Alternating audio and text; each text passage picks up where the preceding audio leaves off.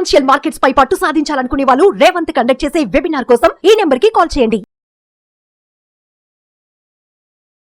నమస్తే, welcome to Suman TV. నేను విష్ణు. ప్రస్తుతం మనతో పాటు NISM and CRISIL certified wealth manager Revanth Chalamala ఉన్నారు. వారితో మాట్లాడదాం. నమస్తే రేవంత్. నమస్తే అండి. రేవంత్, నా ఫ్రెండ్స్ చాలా మంది విదేశాల్లో స్థిరపడ్డారు. సో అయితే ఈ మధ్య ఒకరిద్దరు ఇండియాకి రిటర్న్ వచ్చేసి ఇండియాలో సెటిల్ అయిపోదాం అనుకుంటున్నారు. సో చాలా మంది ఇప్పుడేమో రియలైజ్ అవుతున్నారంటే, సరే సంపాదించుకున్నాం కదా, సో ఇంకా రెస్ట్ ఆఫ్ ద లైఫ్ హ్యాపీగా పేరెంట్స్తో వచ్చి సెటిల్ అవుదాం, ఇక్కడ పేరెంట్స్తో టైం స్పెండ్ చేద్దాం అంటూ కూడా చాలా మంది ఇప్పుడు రియలైజ్ అవుతున్నారు. తర్వాత ఇంకేమన్నా ప్రాపర్టీస్ ఏమైనా ఉంటే హ్యాపీగా ఇండియాలో ఉండి ఇక్కడే మేనేజ్ చేసుకుందాం అనుకుంటున్నారు. సో ఇంకొక 2-3 yearsలో వద్దాం అనుకుంటున్నారు. సో ఇంకొక 2-3 సంవత్సరాల్లో రావాలి అని అనుకున్న ఆలోచన ఉన్నప్పుడు వాళ్ళ ఫైనాన్షియల్స్కి సంబంధించి ఎటువంటి విషయాలను వాళ్ళ దృష్టిలో ఉంచుకొని ఇక్కడికి రావచ్చు అంటారు? అసలు వాళ్ళ ఫైనాన్షియల్ మేనేజ్మెంట్ అనేది ఎలా ఉండాలి అంటారు? నాకు వచ్చే majority of the NRI clients almost same scenario. ఇంకొక 3-4 సంవత్సరాలు లేదా మాక్సిమం 5 yearsలో you want come back to India. మేము ఇండియా వచ్చేసి మేము ఉండాలనుకుంటున్నాము. సో ఇక్కడ డిఫరెంట్ సినారియోస్ ఉంటాయి. ఇప్పుడు US అయితే ఒక condition, US, Canada, UK, Australia ఈ అయితే ఒక సినారియోలో ఉంటాయి. అదే అరబ్ కంట్రీస్, మనకి మిడిల్ ఈస్ట్ కంట్రీస్ అయితే ఒక సినారియోలో ఉంటాయి. సో మనం ఇప్పుడు ఇద్దరు కేసెస్ లో కూడా మాట్లాడదు. మిడిల్ ఈస్ట్ కంట్రీస్ లో ప్రాబ్లం ఏంటంటే వాళ్ళకి స్కూల్ ఎడ్యుకేషన్ కూడా కొంచెం ఎక్స్పెన్సివ్ గా ఉంటుంది. సో వాళ్ళ కేసెస్ లో సహజంగా ఫ్యామిలీస్ కూడా ఇండియాలోనే ఉంటాయి. వీళ్ళు మాత్రమే, మగవాళ్ళు మాత్రమే వేరే కంట్రీకి వెళ్ళి వర్క్ చేసి డబ్బులు పంపించి ఇక్కడ ఫ్యామిలీని పోషిస్తూ ఉంటారు. 15 సంవత్సరాలు వర్క్ చేసి బ్యాక్ వస్తారు. ఇది ఒక కేసు. అదే మనకి అదర్ సైడ్, మనకి US లాంటిది కంట్రీ కనుక గమనించినట్లయితే, ఒకవేళ పిల్లలు అక్కడే పుడితే వాళ్ళకి పాస్పోర్ట్ రావడం, US పాస్పోర్ట్ వస్తుంది. Kind of citizens. వాళ్ళకి అక్కడ ఎడ్యుకేషన్ ఫ్రీ. పిల్లలకి అక్కడ ఫ్రీ ఎడ్యుకేషన్ వదిలిపెట్టి ఇండియాకి రావాలి అని అనుకోవటం అనేది నా అంచనాల ప్రకారం నెక్స్ట్ 3 yearsలో వాళ్ళ మైండ్ సెట్ మారిపోతుంది. రారు సహజంగా. ఆ టైం కనిపిస్తుంది రావాలి అని, అంతే. సో అక్కడ ఒకసారి వాళ్ళ ఎక్స్పెండిచర్ ప్యాటర్న్ ని మాతో కూర్చొని మాట్లాడిన తర్వాత మనం అనలైజ్ చేస్తే, ఇక్కడికి వస్తే ఇండియాకి అగైన్ పిల్లల స్కూల్ ఫీజుల కోసం సంపాదించాలి. అక్కడేమో వాళ్ళు స్కూల్ ఫీజులు అంత సంపాదించిన అవసరం లేదు. సరే ఇక్కడ ఎక్స్పెండిచర్ తక్కువ కదా అని అంటే, అక్కడ జీతాలు ఎక్కువ కదా. మరి అక్కడ H1B వీసా ఉంది అని అంటే మినిమం 5-5.5 లక్షలు అన్ని ట్యాక్సెస్ పోను, కట్టింగ్లని పోను, నెట్ ఇన్ హ్యాండ్ వాళ్ళకి 5 లక్షలు వస్తుంది యావరేజ్ గా. వాళ్ళకి ఒక 3 లక్షల రూపాయలు ఖర్చు పోయినా యావరేజ్ గా 3 lakhs ఉంటుంది వాళ్ళ ఎక్స్పెండిచర్. 2 లక్షలు మిగులుతాయి ఒక్కళ్ళు పని చేస్తే. ఇద్దరు పని చేస్తే వర్స్ట్ సినారియోలో 8 లక్షలు సంపాదిస్తారు. డిపెండెంట్ వీసా మీద వెళ్ళి వాళ్ళకి ఏదో బట్టలు తెచ్చుకున్నా కానీ ఒక 8 లక్షలు సంపాదిస్తారు ఇద్దరు కలిసి యావరేజ్ గా. కనీసం వాళ్ళకి 3 లక్షలు ఖర్చు పోయి 5 లక్షలు మిగులుతాయి. పిల్లల స్కూల్ ఫీజులు అవన్నీ కూడా వాళ్ళకి ఫ్రీగా అయిపోతాయి. ఎక్కడైతే ఒక కమ్యూనిటీ ఉంటుందో అక్కడ కమ్యూనిటీ స్కూల్ ఉంటుంది. చాలా అద్భుతంగా ఉంటాయి స్కూల్స్ అన్ని కూడా. సైజ్ ఆఫ్ ద కమ్యూనిటీని బట్టి, అక్కడ ట్యాక్స్ పేస్ ఒక సైజుని బట్టి సైజ్ ఆఫ్ ద స్కూల్ కూడా డిపెండ్ అయి ఉంటుంది. రైట్.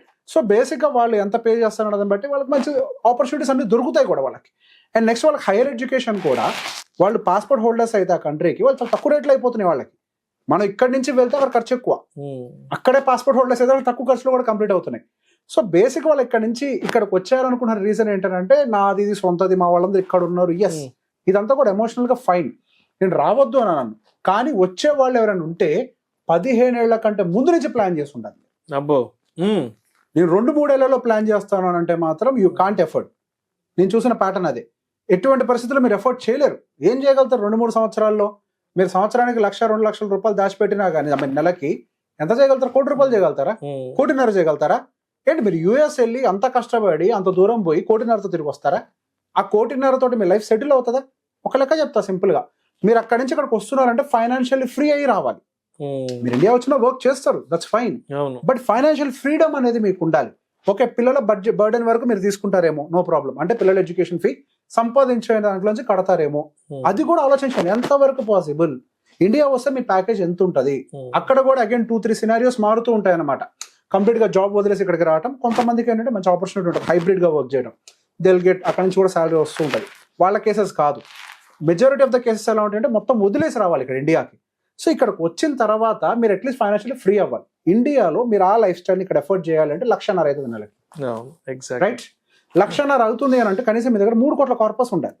3 ఏళ్లలో 3 కోట్ల కార్పస్ ఎట్లా సంపాదిస్తారు? అది సహజంగా అది 3 కోట్ల కార్పస్ 3 ఏళ్ళు ఎట్లా ప్లాన్ చేస్తారు? నాట్ ఎట్ ఆల్ పాసిబుల్ అది. అండ్ దాంతో పాటు మీ పిల్లల హైయర్ ఎడ్యుకేషన్ కూడా మీరు కొంత డబ్బులు కూడబెట్టి ఉండాలి. 3 ఏళ్ళ సాధ్యమా? నో. అందుకే చెప్తాను, మీ ప్లానింగ్ 15 ఏళ్ల ముందు నుంచి చేసి ఉండాలి అని. సో 15 years ముందు నుంచి మీరు చేసి ఉండుంటే 30 సంవత్సరాల్లో ఉండగా మీరు కనుక ఈ ప్లానింగ్ ని స్టార్ట్ చేసి ఉండుంటే 45కి మీరు ఇండియాకి తిరిగి రావాలని మీరు ప్లాన్ చేసుకొని ఉండుంటే మీరు ఇండియాకి వచ్చే టైంకి మీ మంత్లీ ఎక్స్పెండిచర్ దాదాపు 3 లక్షలకు వెళ్తుంది. ఓకే, ఏది 1,00,000తో మనం ఎస్టిమేట్ చేస్తే. అదే సరే ఇప్పుడు 1,50,000 ఉందిగా, 1,50,000తో ఎస్టిమేట్ చేస్తే దాదాపు 4,75,000 వెళ్తుంది మీది మంత్లీ ఎక్స్పెండిచర్. దాన్ని ఎఫోర్డ్ చేయడానికి మీ దగ్గర 12 కోట్ల కార్పస్ ఉండాలి. ఆ 12 కోట్ల కార్పస్ అచీవ్ చేయడానికి మీరు 2 లక్షల రూపాయలు ఎస్ఐపి మీ 30 ఏట నుంచి చేయడం మొదలు పెట్టుండాలి. అంటే విదేశాలకు వెళ్తున్న ఇనీషియల్ డేస్ లో అక్కడికి వెళ్ళి సెటిల్ అయిన ఇనీషియల్ డేస్ లో చేయగలిగితే ఓ 12-15 సంవత్సరాల తర్వాత ఇండియాకి వెళ్తాం అన్నప్పటికీ రెడీ అయిపోతుంది, సెట్ అవుతాయి.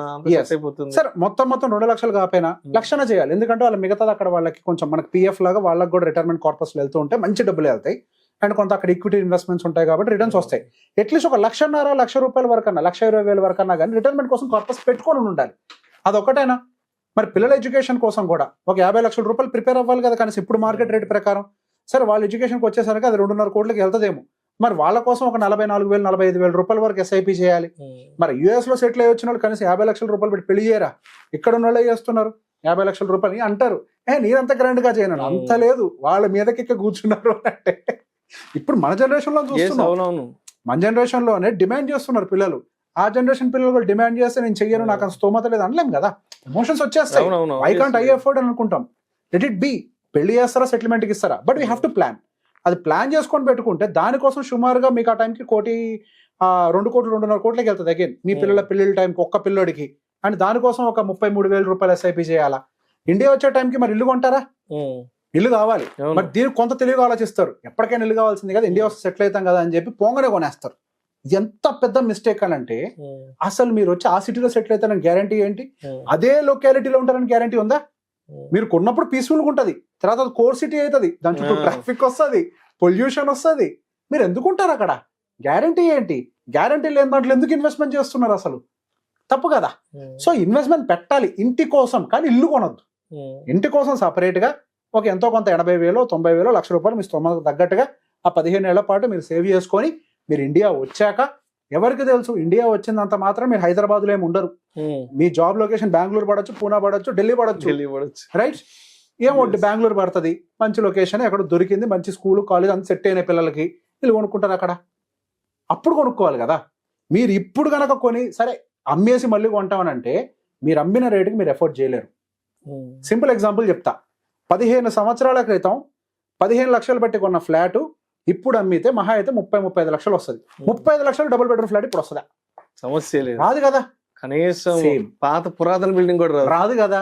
కదా, మరి అమ్మేసి మళ్ళీ ఎట్లా కొంటారు 15 ఏళ్లకి? సో మీరు దానికి ఎంత స్పీడ్ తో గ్రో అయితే అంత ఈక్వలెంట్ స్పీడ్ తో గ్రో అయ్యే అసెట్ లో ఇన్వెస్ట్ చేయాలి. ఇన్వెస్ట్ చేసి అప్పుడు కొనుక్కోవాలి. ఇవి ప్రధానం 15 ఏళ్ళు. అండ్ దీంతో పాటుగా మోస్ట్ కామన్ గా నెగ్లెక్ట్ చేసేది హెల్త్ ఇన్సూరెన్స్ తీసుకోవాలి. యుఎస్ లో ఉంది మాకంటారు, ఏం చేసుకుంటాం ఇండియా వస్తే? ఇండియా వచ్చే టైంకి డబ్బులతో పాటు బీపీ షుగర్లు కూడా తెచ్చుకుంటావేమో. అప్పుడు నీకు ఇస్తారా? అప్పుడు వాళ్ళతో నో చెప్పించుకుంటారా? అప్పుడు వాళ్ళు వెయిటింగ్ పీరియడ్ పెడతారు, ఎక్కువ లోడింగ్ ఛార్జెస్ వేస్తారు. హెల్త్ ఇన్సూరెన్స్ కొంచెమో ఎంతో కొంత ఫస్ట్ మీరు ఇన్సూరెన్స్ హోల్డర్ అయ్యి ఉండాలి ఇండియాలో కూడా. అప్పుడు మీరు ఇండియా వచ్చిన తర్వాత కావాలంటే పెంచుకున్న మీనింగ్ ఉంటుంది. ఫస్ట్ అయితే ఇన్సూరెన్స్ హోల్డర్ అయ్యి ఉండండి మీరు. ఇన్సూరెన్స్ హోల్డర్ అయితే మీరు వచ్చిన తర్వాత ఇట్ విల్ కంటిన్యూ. లేకపోతే అప్పుడు ఫ్రెష్ గా కావాలంటే చాలా ట్రబుల్ అవుతుంది మీకు. అన్ని ప్యాకేజీలతో వస్తారు మీరు, హెల్త్ ప్యాకేజ్ తో సహా. So plan it early. Term insurance US లో ఎంత ఉందంటారు? $1 million. ఓకే, అది యుఎస్ లో ఉన్నంత వరకే. ఇండియా వస్తే 45 ఏళ్ళకి మీ జీవితం అయిపోలేదు కదా. You will still work. India వచ్చినా ఇండియాలో కూడా ప్లాన్ చేయండి హెల్త్ ఇన్సూరెన్స్, టర్మ్ ఇన్సూరెన్స్ ని. అంత అవసరం లేదు $1 million. అట్లీస్ట్ 1.5 2 కోట్లకు ప్లాన్ చేసుకోండి. It's a very small amount for you. 2 కలిపి ఎంత అవుతాయి అంటే మహా అయితే 30 సంవత్సరాల వయసులకి ఎంత అవుతాయండి? గట్టి తిప్పి కొడితే 50,000 సంవత్సరానికి. అక్కడ ఎక్స్పెన్సివ్. ఇంకా $1 million కి మీరు టర్మ్ ఇన్సూరెన్స్ తీసుకోవటం ఇక్కడ చాలా చీప్. 25,000 కట్టినా అయిపోతుంది. ఎన్ఆర్ఐ కేటగిరీకి ఇచ్చేస్తారు, మంచిగా హ్యాపీగా తీసుకోండి. ఇవన్నీ ప్లాన్ చేసుకొని రండి. ముందే ఇల్లులు కొనేస్తా, ముందే పొలాలు కొనేస్తా, నో, ఏమి మీకు పని చేయవు. ఇల్లు మీరు కొన్నది మీకు వర్కౌట్ కాదు. మీరు అంత కష్టపడి యూఎస్ నుంచి వచ్చి పాతింట్లో ఉంటారా? Not at all possible. Plan it, channelize it. డబ్బులు దేనికోసం పెడుతున్నా ఛానలైజ్ చేసుకొని ఆ టైం వచ్చినప్పుడు తీసి దానికి పెట్టండి. ముందే కొనాల్సిన అవసరం లేదు. Plan it accordingly. 15 ఏళ్ల ముందు నుంచే ప్లాన్ చేయండి. లేదా మీ దగ్గర కొంత కార్పస్ ఉంటే ఇట్స్ ఫైన్, లేకపోతే మాత్రం it is next to impossible. ఇబ్బంది పడతారు. అంత కష్టపడి నా ప్రాబ్లం ఏంటంటే ఎంత దూరం పోయారు కుటుంబాన్ని వదిలేసి పని చేసుకోవడానికి, మళ్ళీ వచ్చి అయ్యే కష్టాలా? అవసరం లేదు కదా. అయ్యే మధ్యతరగతి కష్టాలు మనకి ఎందుకు? మనకి సంపాదించుకుంటామే ఉద్యోగం చేసి, ఆ సంపాదించేది ఎక్స్ట్రా అవ్వాలి కానీ బతకటం కోసం మళ్ళీ పని చేయొద్దు. అంత దూరం పోయొచ్చు కూడా. Thank you so much Revanth. Thank you అండి.